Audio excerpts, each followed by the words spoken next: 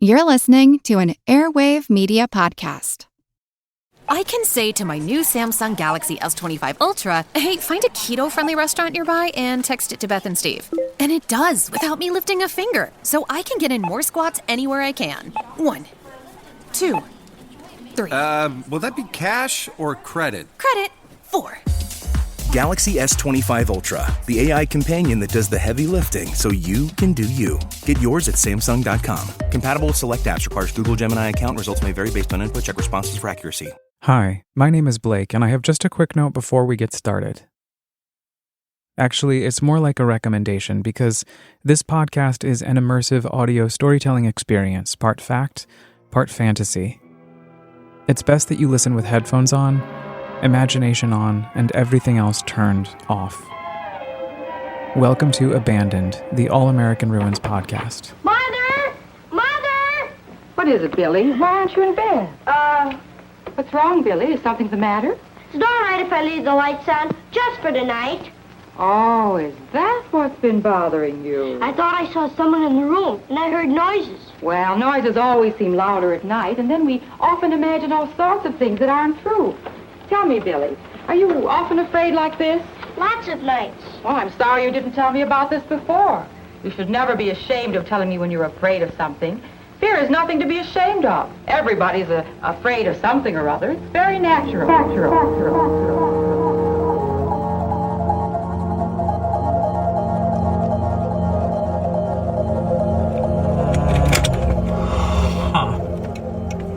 The hazard lights click, click, click.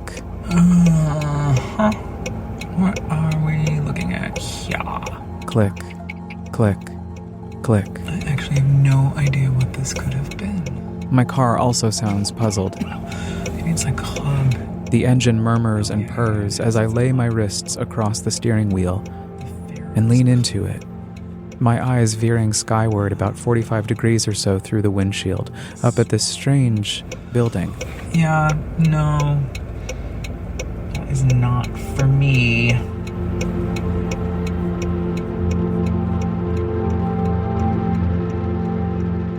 I initially stopped because I was curious about the Pharaoh's Cup, an odd, abandoned former nightclub. But upon inspection, I decided that it's impossible to explore without totally breaking the law.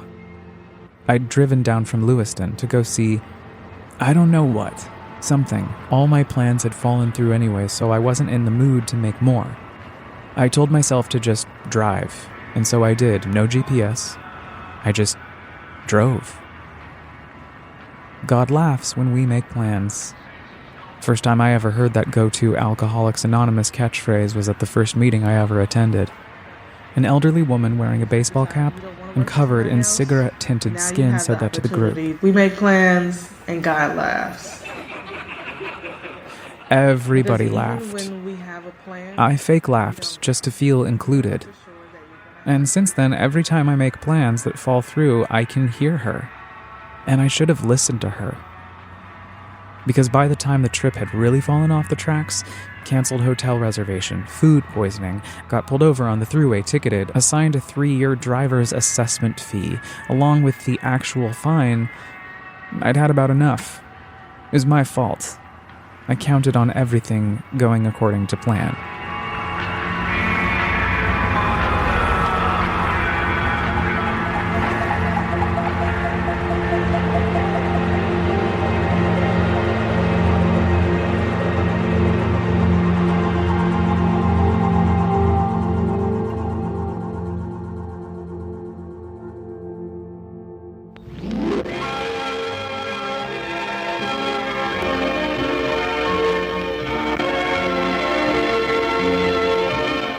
The Niagara River is actually a great spillway 37 miles long, connecting Lake Erie with Lake Ontario. Midway, with a mighty thunder and billowing spray, it encounters a precipitous drop of 160 feet. These are the world-famous Niagara Falls. Though far from being the highest falls in the world, its reputation has been gained by the volume of 1.5 million gallons that pass each day.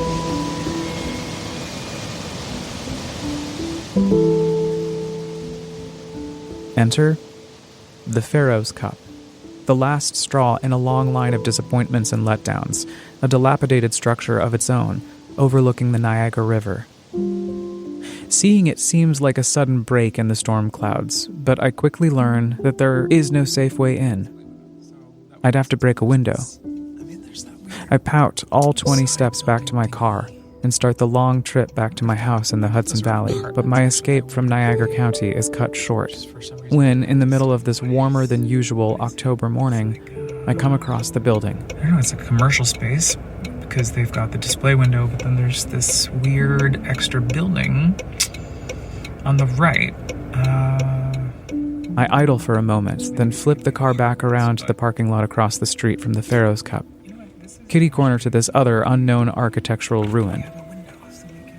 I stare blankly, and then confused.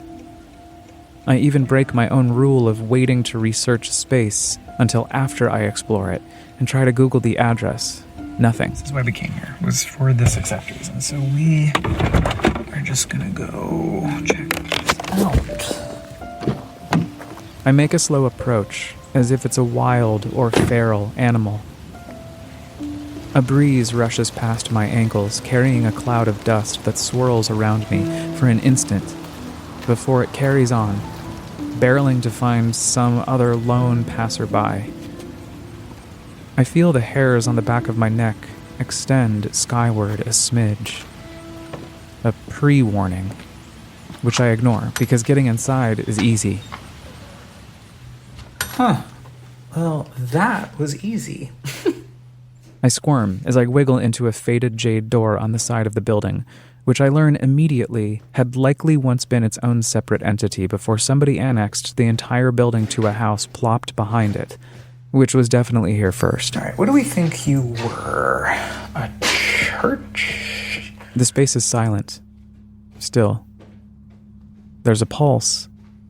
I can feel it in my throat, but I ignore it.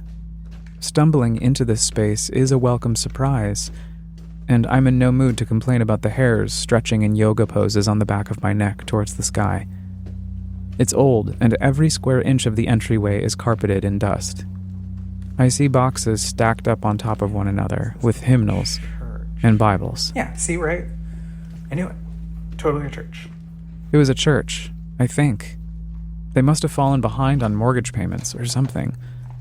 Couldn't keep a congregation in their seats. Again, I don't know if this is true, but that's what it seems like. No humans, no donations, no on-time mortgage payments. And pamphlets scatter the room, sopping wet from the ceiling that caves in above me. This was also likely a store of some kind at some point, which I do later confirm through intensive web sleuthing. It was a fabric and drapery store called Homemakers. Whoever and whatever commercial entity occupied this space last must have tried to rent the rooms in the adjoining house to help pay for the mortgage, but something happened, and it was all left to rot. This is the story I tell myself anyway. I peer to my right and see that it will be impossible to proceed into the sanctuary, however big or small it may be. It's blocked off by a part of the structure having fully sunken into the room from the second floor. Nope. Again, Not for me.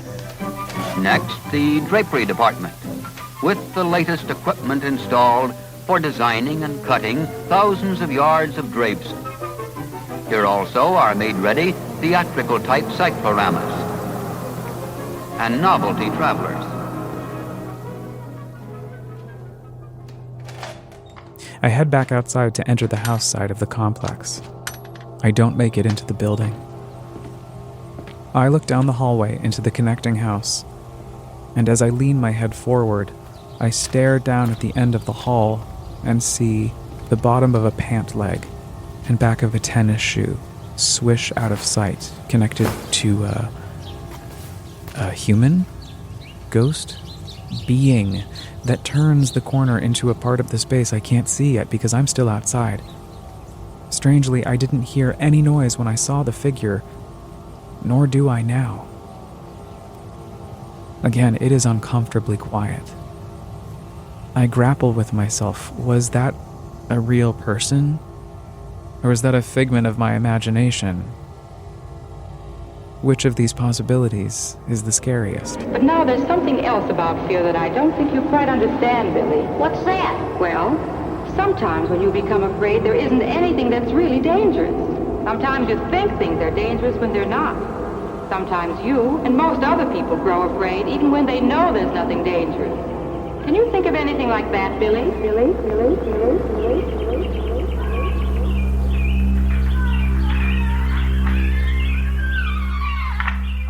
When I was in 8th grade, my father and I were leaving his house to go somewhere on a sunny Sunday afternoon when I realized he wasn't next to me. He'd been walking just behind me as I bounced down the concrete steps towards the car. But as soon as the keys popped into the lock, I couldn't feel him behind me anymore, and the sounds had stopped. I halted and spun back around to find my father facing away from me. His hand was on the doorknob as if he was frozen to it. Dad? After a brief moment, he pushed the door back open again. I began to approach him. Dad? He popped his head into the foyer and peeked around behind the door he was still holding onto. Dad? He came back around, jiggled the handle, and as I reached his side, I looked up at his profile and I saw a face on him that I'd never seen before. Terror. My dad's face was drenched in pure, unadulterated fear from the top of his brow to underneath his chin. He was pale. I closed the door and someone yanked it from the other side. I froze. You're kind of freaking me out. Do you need to sit? They yanked it hard from inside the house. Dad, what are you talking about? He repeated himself, slowly. Somebody, behind that door, just yanked it away from me as I tried to close it. Somebody. He interrupted himself and forced the door back open and popped his head around the corner into the foyer once again. He seemed crazed, fear still radiating off his body. Dad, should we call the cops? We didn't end up calling the cops, but we did search the house together. Nothing. We discussed it in great detail as we drove away from his house to wherever we were going that sunny Sunday afternoon. It took him a couple hours to come down, and the story got told to a few people. And then, like all family stories, it got passed to as many people as it could before it went dark. I never forgot it, though. Growing up, my dad wasn't afraid of anything, or at least he pretended to be wholly fearless. I'd never seen that look on his face before. There is something watching this boy, and he wonders what that thing is. Does it wish him well, or is it a force of evil? Do you believe in ghosts? Do you think there are such things as ghosts? Things that go bump in the night, things which haunt our nightmares with dreams which stagger our imagination as we fearfully contemplate the amazing world of ghosts.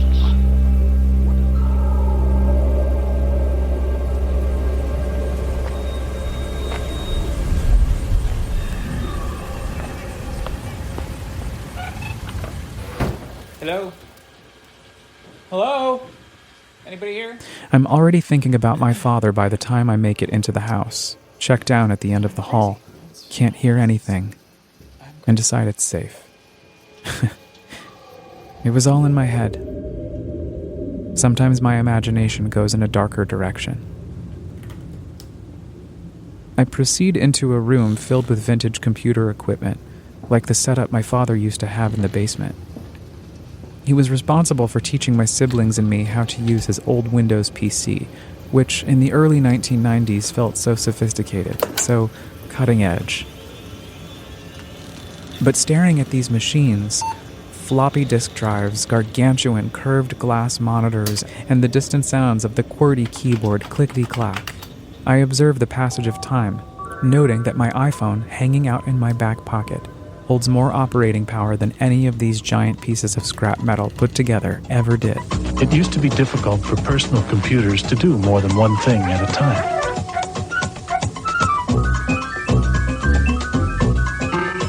Starting with Windows 95, it's easy. Start multitasking. Start Windows 95.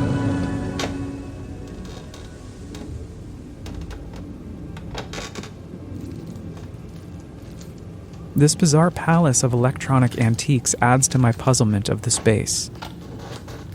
And in the silence of the moment, a large crash in a room adjacent to this one interrupts my thoughts. I hold my breath. I keep thinking I can hear Niagara Falls in the distance, but instead, I hear nothing. No scattered movement. I proceed with caution towards the source of the noise, and the investigation leads me to an adjoining room where I find a fallen broom and a dustpan, and I pick them up and put them back into their corner. Oh my god. Little squirrels. Damn squirrels.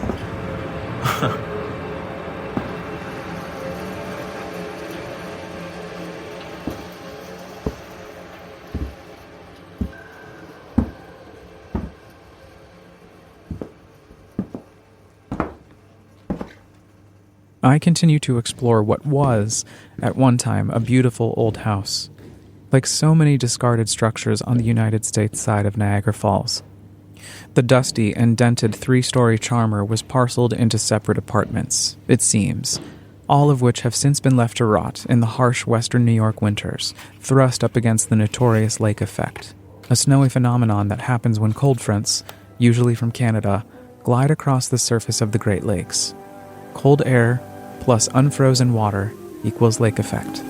Like other gifts of nature, Niagara acquires new character and fresh beauty with the changing seasons. Few spectacles can surpass Niagara in full winter regalia. Buffalo opens its doors on a snowbound city after a December storm takes a toll of 3 lives. In the business district, drifts 8 feet high in places block doors. Motor cars are almost buried. A whipping wind piles snow waist high.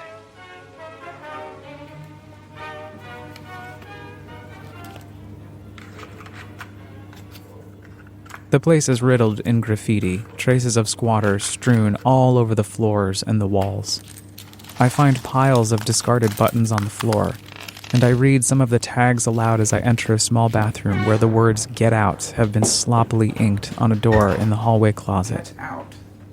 I take portraits in the mirror and imagine middle school me, 8th grade, 2002, Y2K, standing beside me. When it comes to ringing in the millennium, home is where the party is. Fears of the Y2K bug are keeping many people grounded, and most say they'll settle for being close to home with family and friends. There are many things that people are afraid of when there's really no danger. Things like fear of being laughed at because their clothes are different or because their marks aren't as good as they might be. They're afraid for all sorts of foolish reasons.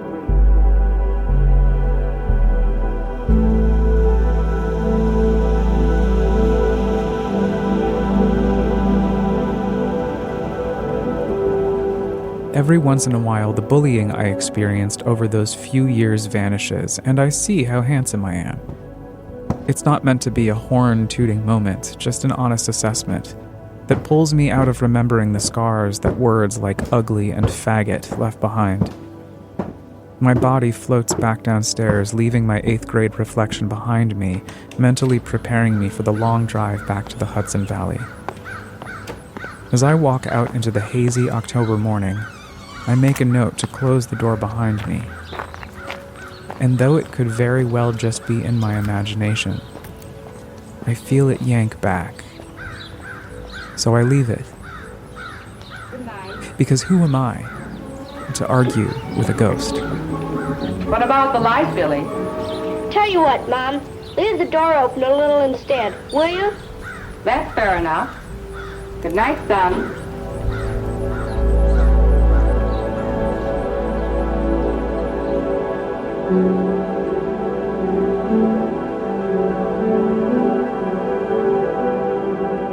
If you're just tuning in, welcome to the 3rd season of Abandoned, the All-American Ruins podcast. Join me every other week as I take you on an immersive sonic journey, recounting my expeditions of abandoned spaces across the United States, which I transform into fantastical audio experiences that allow you, dear listener, to dive into my imagination with me, or maybe inspire you to go out and use your own.